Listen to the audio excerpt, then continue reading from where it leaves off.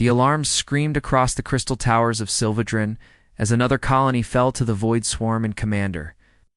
Loran stood at the center of her war room watching the holographic displays flicker with bad news, and her violet eyes showed no emotion even as her generals argued about retreat and surrender because she had seen 300 years of war and nothing surprised her anymore. Beside her throne lay Starfire, and the dragon was massive with scales that burned like red stars and eyes older than most civilizations, and when Starfire breathed, the air itself bent and twisted because this was no ordinary creature but something ancient and terrible and beautiful all at once, and the bond between dragon and rider had lasted. For centuries the door opened and 12 suitors entered as they did every month, and Lyran barely looked at them because they came from every corner of the allied worlds, seeking her hand and her power and her armies, and first came Prince Aldrin, of the northern spires with his silver armor and proud bearing, and he offered her 3 star systems and a fleet of warships, and she waved him away without a word. Then came General Thaxer of the Draconian Empire, and his scales gleamed green and gold, and he promised her a union that would unite 2 great warrior races and create an unstoppable force. And Lyran simply shook her head, and Starfire yawned, showing teeth the size of swords. One by one they came, and one by one she rejected them, and some grew angry, and some grew sad, and some simply bowed and left. But none of them touched her heart, because her heart belonged to duty and to Starfire and to nothing else. And when the last suitor stormed out, calling her cold and heartless, she did not even blink. Her advisor, Melinda, approached carefully, and the young elf woman had served Lyran for 50 years and still feared her. Sometimes, and Melinda spoke softly, saying that the human fleet had arrived, asking for passage through elven space and requesting an audience, and Lyran felt irritation rise because humans were young and reckless and thought themselves equal to races that had walked the stars for millennia. But she agreed to see them because the Void Swarm cared nothing for pride or tradition and devoured all species equally, and so she ordered the humans brought to her war room and expected arrogance and demands. Captain Jake Morrison entered, and he was not what she expected, and his uniform was clean but worn, and his face carried scars from battle, and his eyes were brown and warm and kind, and he stopped at the proper distance and actually bowed in the elven way and asked permission to speak in accented but respectful elven tongue. Lyran gestured for him to continue, and Jake explained that his fleet carried refugees from 3 human colonies that the swarm had destroyed, and they needed safe passage to reach the inner worlds, and he offered nothing in return except gratitude and friendship. And his hands shook slightly as he spoke because he knew he was asking much from a people who owed humanity. Nothing. What surprised Lyran was that he did not beg or threaten, and he simply presented the facts and waited for her decision.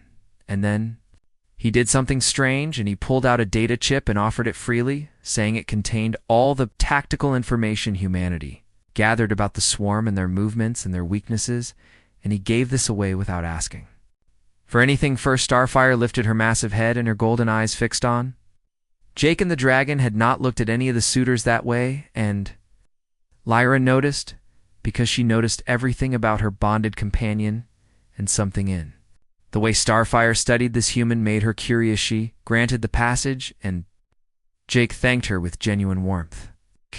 And as he turned to leave, he paused and looked at the star maps on her walls and commented that she had positioned her fleets with great skill, and that humanity could learn much from elven tactics. And it was not flattery, because his tone was simple and honest. That night, Lyran studied the human data and found it surprisingly thorough, and the humans fought with less grace than elves, but with stubborn determination and creative chaos, and their battles were messy and desperate, and somehow effective, and she found herself impressed despite her prejudice. 3 days later, the alarm screamed again, and a human colony, called New Portland, sent desperate distress signals, and the Void Swarm had found them, and 10 million humans faced death. And Lyran watched the tactical display and knew the human fleet was too far away to help, and the colony would fall in hours. Her generals said nothing, because this was not their concern, and humans were not part of the ascendancy, and resources were precious. And Lyran had never thrown away ships and lives for outsiders before, but she remembered Jake Morrison and his respectful bow and his freely given data and the way Starfire had looked at him, and she heard herself giving orders and her fleet would.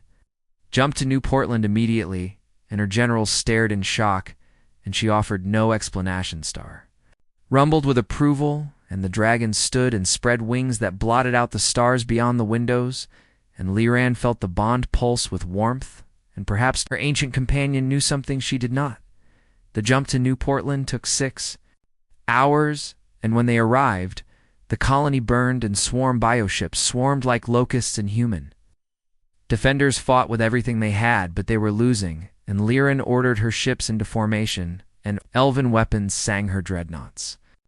Cut through swarm vessels with precision and grace, and Starfire launched from the flagship and dove into the enemy formation, breathing cosmic fire that turned bioships to ash, and the dragon was fury and beauty, and the swarm recoiled. Jake Morrison appeared on her come screen, and his face showed surprise and hope and gratitude all at once. And he said her name with such relief that something twisted in her chest, and she told him curtly to coordinate his fighters with her support wings, and he obeyed instantly. The battle raged for 8 hours, and Liran commanded from her throne, while Starfire painted the void with flame, and human pilots followed the dragon, learning quickly and adapting and fighting with reckless bravery.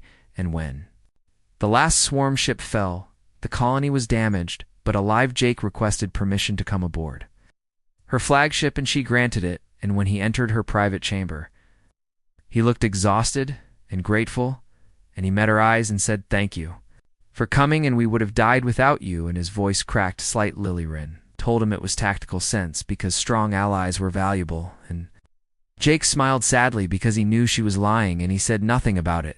And instead, he asked if they could share tactical data regularly and work together against the swarm. She agreed, and as he left, Starfire did something unprecedented, and the dragon lowered her great head and allowed Jake to touch her scales, and everyone in the chamber gasped because Starfire had never permitted any strangers such contactly reign. Felt strange watching a human hand rest on her dragon, and felt something like jealousy, and then felt foolish, and she laughed, and the sound startled everyone, including herself, because Commander Liran never laughed. Jake looked at her, and his eyes widened, and something in his expression made her feel seen in a way she had not felt in centuries.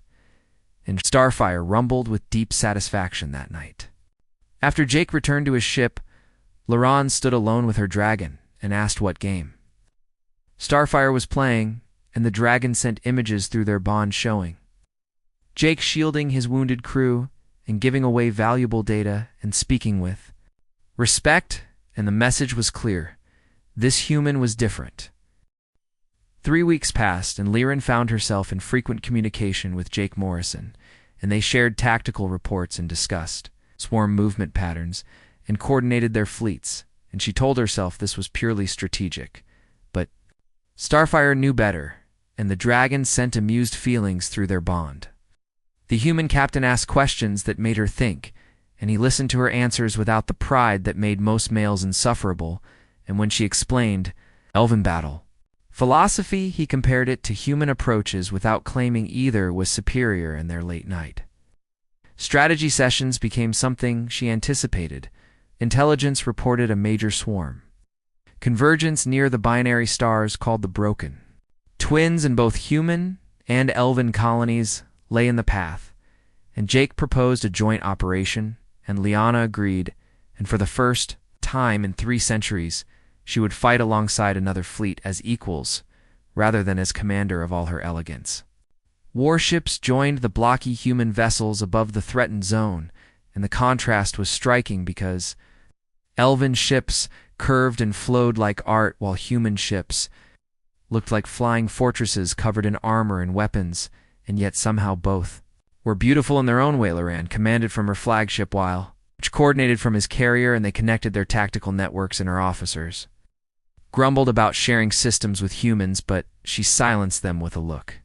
And when the swarm arrived, it came in a wave of organic horror. Thousands of bioships emerged from dark space, and they pulsed with sickly light and screeched across all frequencies, and Lyran felt the familiar cold focus of battle settle over. Huron gave orders in calm tones, while Jake shouted encouragement to his pilots, and their styles clashed, but somehow meshed Starfire. Launched with a roar that shook space itself, and the dragon dove through enemy formations breathing cosmic fire. And human fighters used the chaos to strike at swarm weak points, and elven destroyers provided cover fire, and the three forces moved like a dance butt. The swarm adapted, and a massive hive ship emerged and began pulling smaller vessels into itself, and growing larger and more dangerous. And Jake made a quick decision and ordered his marines to board and destroy it from within. And Lyran saw the tactical sense, but also the danger the boarding pods launched and punched through the hive ship. Hull and Jake led the assault himself because he never asked his people to face what he would not, and Lyran watched through tactical feeds and felt anxiety rise, and Starfire felt it too. Marines fought through corridors of living metal and pulsing organic walls, and the swarm. Defenders were fast and vicious, and casualties mounted, and then disaster struck, and the hive ship began collapsing its internal sections and crushing everything inside, and Jake and his squad were trapped. Lyran made a decision faster than thought and teleported directly into the hive ship, and her energy blade ignited. She carved through swarm warriors like they were nothing, and her 300 years of skill made her unstoppable. She found Jake in a collapsed corridor, and he was bleeding and covering a wounded soldier with his own body and holding off swarm attackers with a damaged rifle, and when he saw her appear, his face showed shock and relief, and gratitude. Lyran cut down the remaining swarm and grabbed Jake and the wounded marine and teleported them back to her flagship, and medical teams rushed forward, and Jake tried to stand and thank her, but collapsed, and she caught him and felt how fragile humans were. Their battle continued. But Lyran could not focus properly, and she kept checking medical reports, and Starfire sent worried concern through their bond, and finally her second-in-command, Lieutenant Kira, took over coordination and told her gently to go. Was being treated when she entered, and his wounds were not life-threatening, but he had cracked ribs and a concussion and burns on his left arm, and he looked up at her and smiled weakly and said, "Thank you for coming," in those same words again. She asked him why he risked himself on the boarding action, and he said because good leaders do not send others into danger they avoid, and she told him that was foolish, because his death would devastate his fleet. And he laughed and winced and said the same applied to her. Something passed between them in that moment, and Lyran felt walls she had built over centuries starting to crack, and she left quickly before he could see her confusion. Battle ended in victory, and the swarm retreated, and casualties were acceptable, and the joint operation was deemed a success, and both fleets regrouped, and Jake requested permission to visit her flagship to discuss future cooperation.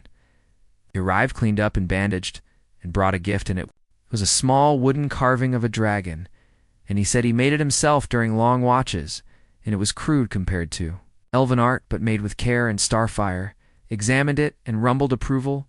Arian took the carving and felt the rough wood, and saw the tool marks and the imperfections, and it moved her more than any perfect jewel ever had, because this was personal and unique and made by his hands. Jake told stories that night and spoke of Earth and seasons and music, and how humans lived fast lives and tried to make them matter. And Lyran shared memories of battles and lost friends and victories that felt hollow, and he listened without judgment. They talked until late, and Starfire curled around them both, and the dragon had never done that with anyone except Lyran, and Jake fell asleep against warm scales, and Lyran watched him and felt something she had not felt in centuries, and it terrified. Her morning came and brought terrible news, and intelligence reported the swarm was converging on the Nexus Point, and this was a spatial junction that connected dozens of star systems, and if the swarm took it, both human and elven homeworlds would be exposed. Jake received emergency orders to retreat and consolidate forces and protect human core worlds, and Lyran saw the conflict on his face and knew he wanted to stay and fight beside her, but duty called, and she understood duty before he left.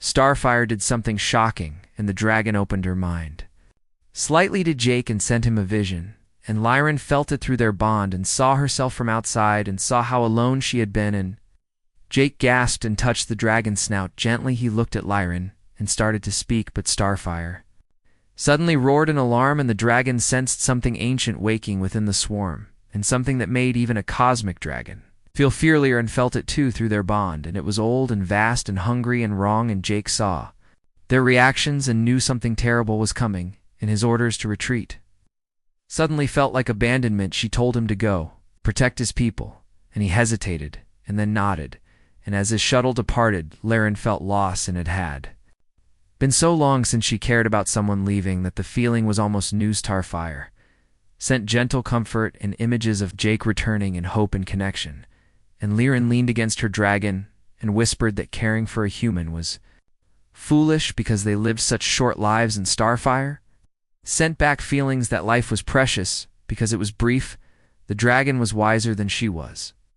The ancient archives of Sylvedrin held secrets that few were permitted to know, and Lyran had clearance because of her rank and bloodline, and what she found there destroyed her world. The Void Swarm was not alien, and it was not some unknown horror from deep space, and the terrible truth was that elven hands had created it, and her ancestors had done this, and the weight of that knowledge crushed HFY.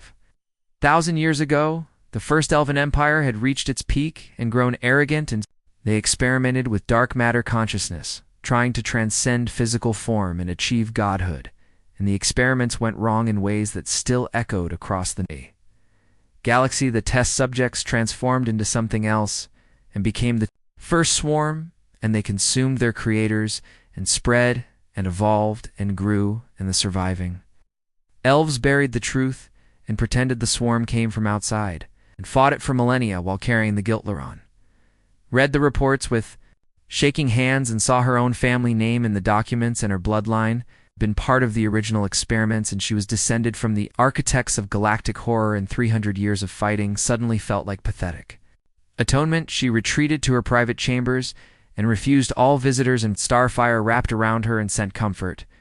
But even the dragon could not ease this pain, and Lyran wept for the first time in a century.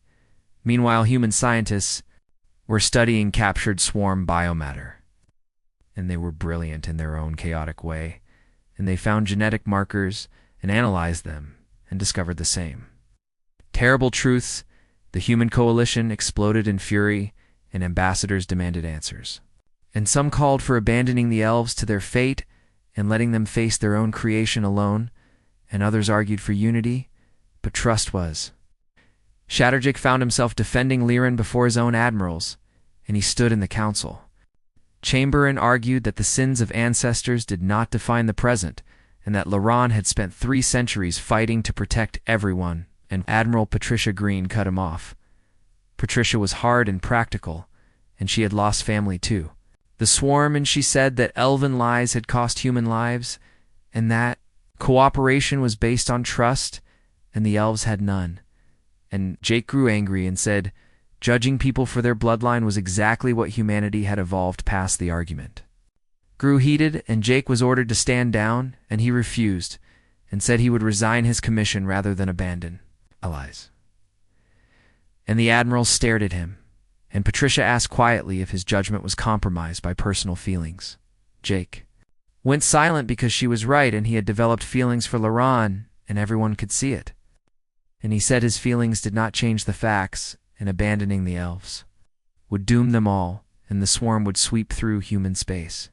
Next, the council dismissed him, and Jake left feeling helpless and angry, and he requested permission to return to Sylvedrin, and it was denied, and he was confined to his ship until the council decided there. Of course, in Sylvedrin, Lyran finally emerged from her chambers and looked like she had aged a century, and her eyes were haunted.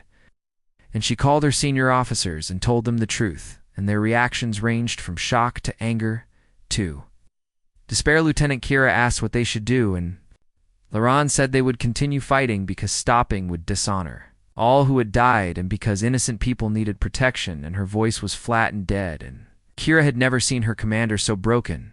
Melinda brought word that Jake had tried to return but was blocked by human command, and also brought reports that some human factions wanted to attack Elven worlds, and Lyran felt no surprise and said they would deserve it. Starfire growled and sent sharp disagreement. Through the bond, and the dragon showed her visions of Jake defending her and refusing orders and risking his career in Lyran, felt tears again, and said he was foolish to sacrifice for someone who came from monster stock. The dragon sent more visions and showed Lyran as a young warrior, and her horror when she first learned what her elders had done and showed her. Spending centuries trying to atone and rejecting power and becoming a weapon to protect others and choosing differently. Every single day Lyran argued that it was not enough, and Starfire sent fierce love and pride in the message that 300 years of choosing right mattered more than 5,000. Years of ancestor since days passed in tense waiting, and then Jake appeared on her communication screen, and he had somehow gotten access despite orders, and his face was determined and stubborn, and he said he needed to talk to Hershey. Told him he should hate her and her people, and Jake said he had learned about Earth history, and humanity had committed genocides and world wars and ecological disasters and enslaved their own kind for thousands of years, and they were all trying to be better than what they were. He spoke of choice and growth and how the past informed the present, but did not trap it. And Lyran listened and wanted to believe, but shame was heavy, and Jake saw it, and his voice grew gentle. He told her he had accessed her military records through their shared tactical network, and saw 300 years of deployment, and every battle she fought was defensive or rescue. And she had never once used her power for conquest or glory, and that spoke louder than Bloodline Illyrian. Felt something crack inside, and said she had rejected every suitor because she felt unworthy, and because connecting to others meant they could see what she was. And Jake said quietly that he saw exactly what she was, and found it beautiful. Starfire suddenly roared and forced her mind into Jake across the connection, and he gasped as visions flooded him, and he saw Lyran discovering the truth as a young officer, and her horror and self-hatred, and her vow to spend her immortal life fighting her ancestors' mistakes. He saw her rejecting pleasure and love and joy because she felt she had no right to them, and saw her spending 3 centuries alone, except for Starfire, and the visions were so vivid and painful that Jake actually cried. When Starfire released him, Jake was breathing hard, and he looked at Lyran with such understanding and compassion that she could not hold his gaze. And he said, "You are not your ancestors' sins, and you are 300 years of choosing differently, and that is who you are." Before Lyran could respond, alarms screamed in a massive swarm. Fleet emerged from dark space, and leading them was something new and terrible, and it broadcast across all frequencies. The voice was elven but wrong, and ancient and mad, and it called itself the Void Sovereign, and claimed to be one of the original test subjects, and it had retained intelligence while transforming, and it had been guiding the swarm for 5,000 years. The Sovereign recognized Lyran bloodline through their broadcasts, and laughed with insane delight and said, "Come home, child of the First Empire, and join your true evolution, and become what your ancestors intended." Lyran felt ice in her veins, and the Sovereign continued and said it would consume every human, world first, and make Lyran watch and break her spirit, and then force her transformation, and she would become swarm and lead the conquest of all remaining Elves. Jake shouted across the connection that they would fight together, and the Sovereign heard him and laughed harder, and said the human pet would die first, and slow and slow. Lyran felt rage replace shame. She ended the connection with Jake and told Starfire they had one choice, and the dragon knew what she meant, and roared in refusal. And Lyran said if she surrendered herself, the Sovereign might spare the humans, and Starfire sent absolute rejection. The dragon scorched her own chamber in fury, and sent visions of Jake and connection and choice, and refused to accept surrender. And Lyran argued, and Starfire showed her that sacrificing herself would break Jake and accomplish nothing. They fought through their bond in fire-scorched crystal walls, and finally Lyran collapsed, and Starfire curled around her and sent love and determination, and between them they began to form a different plana. It's a desperate plan and a dangerous plan, but one that did not involve surrender, and Starfire approved. Jake Morrison broke every regulation in the human fleet code when he stole a fast courier ship and jumped to Sylvedrin without authorization, and he knew it would end his career, but he did not care because Liren was planning something suicidal. And he felt Eth arrived to find the elven fortress world preparing for war, and the orbital defenses bristled with weapons, and the fleet was mobilizing, and Liren stood on the command, looking like a warrior queen, carved from ice and starlight. She saw him enter, and her expression cracked, and she dismissed her officers with a gesture, and they were alone except for Starfire, who watched with knowing eyes, and Jake walked to her and said, "Do not do whatever you are planning," Lyrian told him. She was going to strike the Sovereign flagship and destroy its core and probably die in the attempt, and that this was the only way. And Jake said it was suicide, and she agreed calmly and said some prices were worth paying. He asked what about them, and what about the connection growing between them, and she said that was exactly why she had to act, because the Sovereign would use him against her and would torture him to break her will, and she could not allow that. Jake grew angry and said she did not get to make that choice alone, and she was running from connection by wrapping it in noble sacrifice, and Liron flinched because he was right and she knew it. They argued and Starfire watched, and finally the dragon sent a vision to both of them and showed a different plan, and one where they worked together, and Jake would rally combined human and elven forces and create an opening, and Liren and Starfire would strike synchronized. It was still desperately dangerous, but it was not suicide, and it required perfect unity between rider and dragon, and between elven and human fleets, and trust on a level neither species had ever managed, and Jake said he could make it work.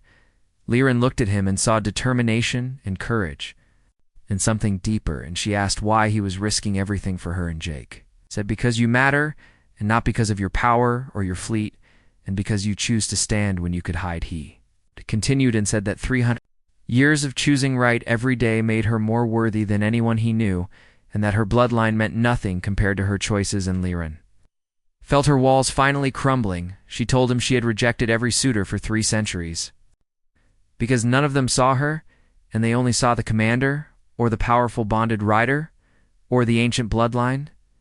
And Jake stepped closer and said, "I see you in all of you, and I am not afraid."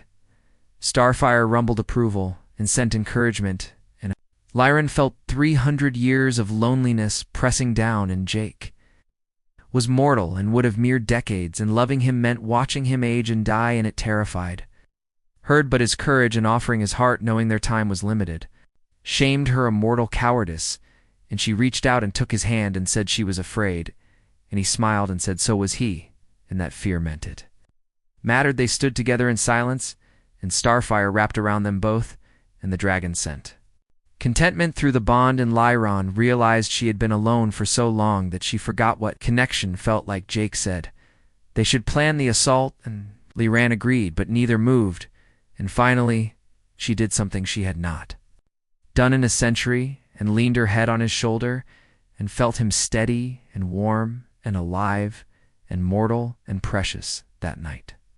Jake contacted the human fleet and argued their case, and Admiral Patricia listened, and her face was hard but thoughtful. And other admirals joined the call, and the debate was fearsome, wanted to let the elves face their own creation alone, and others saw the tactical sense in combined assault, and Jake made his case with passion and desperation, and finally, Patricia called for a vote. Decision was narrow but positive, and the human fleet would join the assault, and Patricia warned Jake that if this failed, both their careers were over, and he said if it failed, they would all be dead, so careers did not matter. Liren rallied the elven forces and told them the full truth about the swarm origin, and the reaction was mixed, and some felt betrayed and others had suspected, and all were angry, but they were also warriors, and the enemy was clear. Lieutenant Kira asked if they could trust the humans, and Liran said Jake Morrison had broken his own laws to stand with them and had defended elves before his own people, and yes, they could trust him, and Kira nodded. The combined fleet assembled at the nexus point, and human carriers moved alongside elven dreadnoughts, and the sight was unprecedented, and communications between ships were awkward but determined, and old prejudices faded before common threat. Jake and Liren coordinated from her flagship, and their tactical link was enhanced by something deeper now, and they moved together with understanding, and Starfire carried them both on reconnaissance flights, and the Dragon seemed pleased. The Sovereign fleet waited at the edge of the Nexus, and it was massive, and the flagship was the size of a moon and pulsed with sick organic light and twisted metal, and the swarm bioships numbered in the thousands. Lyrian studied the tactical display and saw the patterns and found the weak points. And Jake added human perspective, and together they crafted a plan, and it was insane and desperate and might actually work. The night before battle, Jake found Lyrian on the observation deck, and she stood watching the stars, and he approached quietly and said nothing, and just stood beside her, and finally she spoke. She told him she loved him, and the words were hard because she had not said them to anyone except Starfire in 3 centuries, and Jake turned to her, and his eyes were bright, and said he loved her. He said he knew their time would be short by her standards, and decades were nothing to an immortal, but he would spend every moment making it matter. And Lyran kissed him, and Starfire rumbled so loud it shook the entire ship. They held each other under starlight, and Lyran felt alive in a way she had forgotten was possible, and Jake whispered that tomorrow they would win, and she said yes, it would, because failure meant losing this, and she had just found it. Morning came with alarms, and the swarm fleet moved, and the battle began, and human fighters launched in waves, and elven weapons sang, and Starfire carried both Lyran and Jake into the chaos. The Dragon was magnificent, and her cosmic fire burned through bioships, and her speed made her untouchable, and Jake coordinated fighter wings from her back, while Lyran struck with precision, and their connection made them devastating. Combined fleet fought with synchronized beauty, and human chaos meshed with elven grace, and the swarm began to fall back, and the path to the Sovereign flagship opened. Lyran and Starfire dove toward it, and Jake held tight, and the flagship weapons fired, and space itself bent and tore, and the Dragon dodged and weaved. And they got closer. Then the Sovereign revealed its trap, and a dimensional rift opened, and it was massive and hungry. It began pulling everything toward it, and the rift would consume the entire Nexus point and collapse it and kill billions. Sovereign laughed across all frequencies and said, closing the rift required someone to enter and anchor it from inside, and it was one way, and asked which of them would sacrifice everything. Lyran felt horror and looked at Jake, and he looked back, and both knew what the other was thinking, and Starfire felt their despair and made a decision. The Dragon sent one final vision too. Lyran showed 10,000 years of life and civilizations rising and falling, and finally showed her rider finding love and something worth living for beyond duty. Starfire turned toward the rift, and Lyran screamed no through their bond, and Jake shouted and grabbed for the Dragon. But Starfire sent love and pride and command, and the message was clear: live and love, and let my sacrifice mean tomorrow. And the Dragon dove into the rift. The bond between Dragon and rider was not meant to break, and when Starfire entered the dimensional rift, Lyran felt it tear, and the pain was beyond anything physical, and she screamed, and her power exploded outward uncontrolled. Jake held her as she collapsed and felt her agony through their connection, and watched helplessly as the Dragon dove deeper into the rift. And Starfire was cosmic fire and ancient will, and she refused to let the darkness win. The rift fought back and tried to consume the Dragon, but Starfire had lived 10,000 years and seen stars born and die, and she was not some fragile thing to be devoured easily. In her essence began to merge with the fabric of space itself. Lyran felt every moment through their bond, and felt Starfire transforming and becoming something new. And the Dragon was not dying, but changing, and her consciousness spread through the dimensional structure and began to stabilize. If the Sovereign realized what was happening and tried to pull back, but Starfire seized the ancient elven consciousness and dragged it into the rift, and the Sovereign screamed, and its voice was madness and terror, and then silence. The dimensional rift collapsed inward and sealed, and Starfire essence became the seal, and her cosmic fire woven into the very stars around the Nexus point, and the Dragon was gone, but also everywhere. Lyran felt the bond shift, and it was no longer the tight connection of rider and mount, but something vast and distant and comforting, and Starfire presence touched her mind one last time, with love and approval and command to live then. Jake was lifting her and carrying her, and the battle still raged, and the swarm fleet was fragmenting without the sovereign. Will and human and elven forces pressed the advantage and cut them.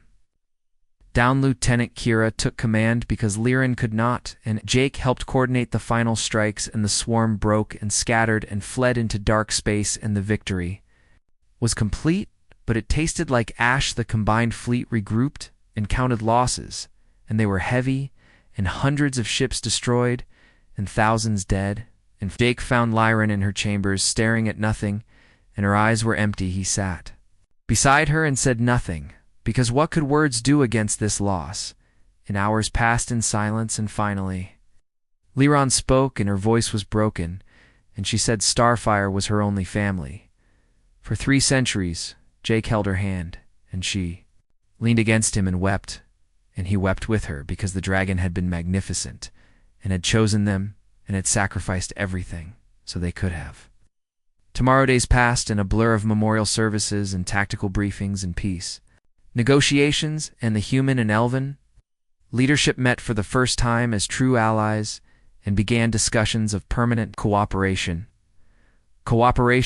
Admiral Patricia found Jake and Liren together, and her expression was complex, and she said they had both violated regulations and ignored orders and risked everything and also saved the galaxy, and she did not know whether to court-martial them or give them medals. She chose medals and also gave them joint command of a new combined training program, and said that the next generation needed to learn cooperation, and who better to teach them than to fools who fell in love across species lines.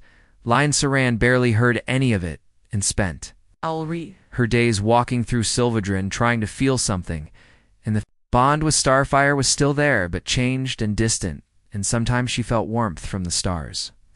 But it was not the same. Jake stayed with her and did not try to fix her grief, and just remained steady and present, and slowly she began to Helen began to see that Starfire's sacrifice had given them something precious. 3 months after the battle, Liren woke and looked at Jake sleeping beside her and felt something shift and realized she wanted to live, and truly live, and not just exist, and Starfire would want that. She began teaching at the Combined Academy, and human and elven cadets learned side by side. And at first there was tension, but she and Jake led by example, and slowly barriers fell. A year passed, and then 2. And Liren walked through the rebuilt streets of New Portland, and human children played in Starfire Square, where a monument of red crystal caught sunlight and made rainbows. Jake walked beside her, and his hair was starting to gray, and she saw mortality clearly and knew their time was limited, and it still hurt, but also made every moment precious, and she took his hand.